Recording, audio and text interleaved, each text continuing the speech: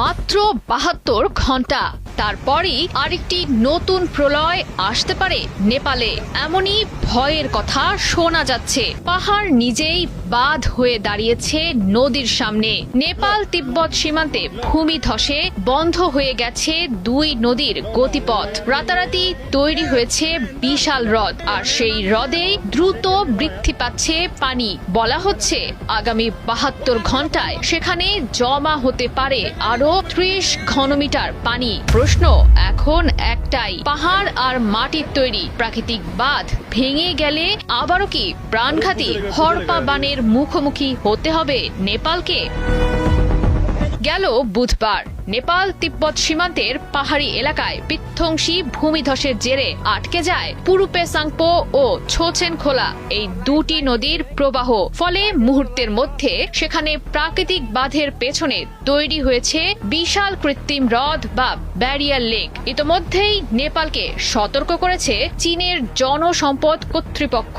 বলছে আগামী ৩ দিনের মধ্যে আরো বৃদ্ধি পেতে পারে পানির স্তর। ইতোমধ্যেই হ্রদের পানি উপচে পড়ছে, ফলে সময়ের সঙ্গে সঙ্গে বৃদ্ধি পাচ্ছে বিপদের ঝুঁকি। বিপুল জলরাশির চাপ যদি পাথর, মাটি ও বরফের তৈরি প্রাকৃতিক বাঁধের সহন ক্ষমতা অতিক্রম করে, তাহলে মুহূর্তের মধ্যেই সেটি ভেঙে যেতে পারে। ফলে যে কোনো সময় পাহাড়ি ঢল নেমে তৈরি হতে পারে প্রবল জনস্রোত, আর এটি নিচের জনপদে প্রাণঘাতী হড়পা বান হয়ে ধেয়ে আসতে পারে। ভূবিজ্ঞানীদের আশঙ্কা, শুধুমাত্র সীমান্তবর্তী পাহাড়ি এলাকাতেই হড়পা বানের প্রভাব সীমাবদ্ধ থাকবে না। প্রবল জলস্রোত নেমে এলে নেপালের তরাই অঞ্চল সহ ভারতের বিহার ও উত্তর পূর্ব প্রদেশেও এর ভয়াবহ প্রভাব পড়ার সম্ভাবনা একেবারে উড়িয়ে দেয়া যাচ্ছে না।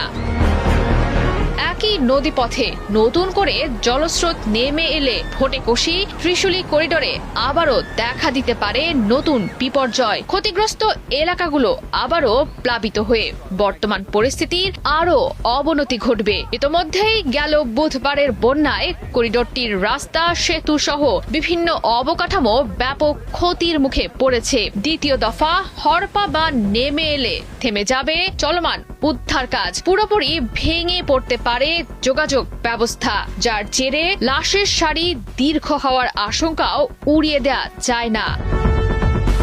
আন্তর্জাতিক বার্তা সংস্থা আল জাজিরা জানিয়েছে, শেষ খবর পাওয়া পর্যন্ত গেল বুধবারের বন্যা ও ভূমিধসে এখন পর্যন্ত অন্তত ৪০০ জন মানুষ